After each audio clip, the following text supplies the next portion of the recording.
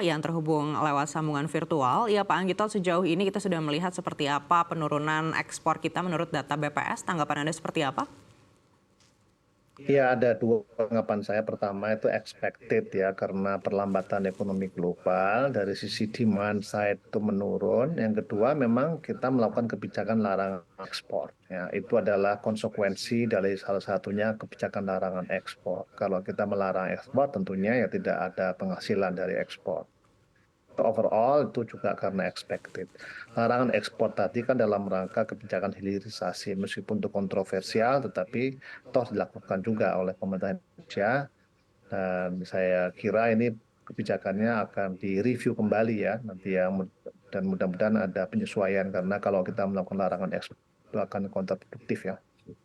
Dan yang kedua, tadi pertanyaan yang kedua, apakah ini akan mengganggu neraca perdagangan? Tidak ya. Kalau hitungan saya, ekspor turun 1, impornya juga akan turun 1,2 ya, kurang lebih lah ya. Jadi tetap aja ekspor karena impor sangat tergantung pada ekspor. Kalau ekspornya turun, impornya juga akan turun ya, karena ketergantungan barang-barang produksi dalam negeri itu pada impor. Kalau ekspor turun, tidak ada produksi dalam negeri meningkat, tentu impor juga akan turun.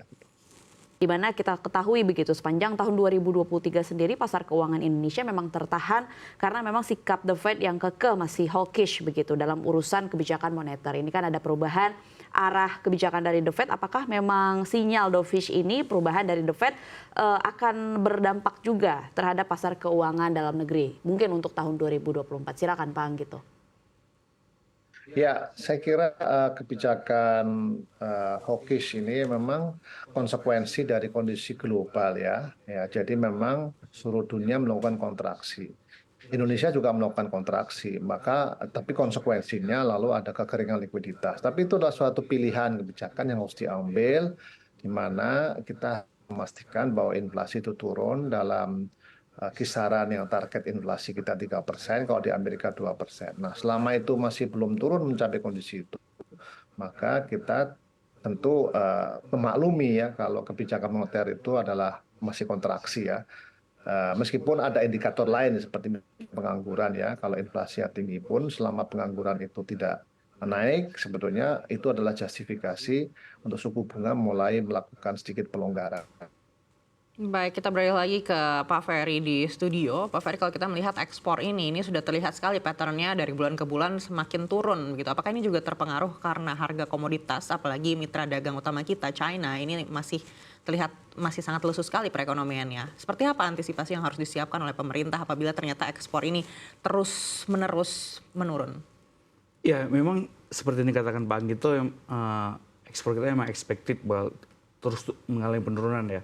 Tren trajektori ini udah kelihatan gara-gara emang satu tadi harga komoditas mulai turun gara-gara emang supply chain global udah mulai membaik gitu.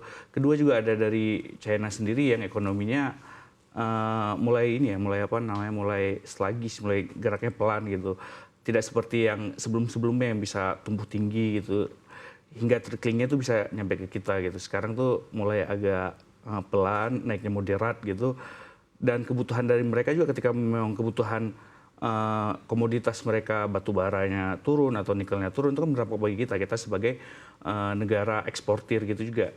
Satu emang dari segi demand tadi, kedua emang dari segi harga. Jadi memang diharapkan ekspor kita emang ya perlahan turun gitu Mbak.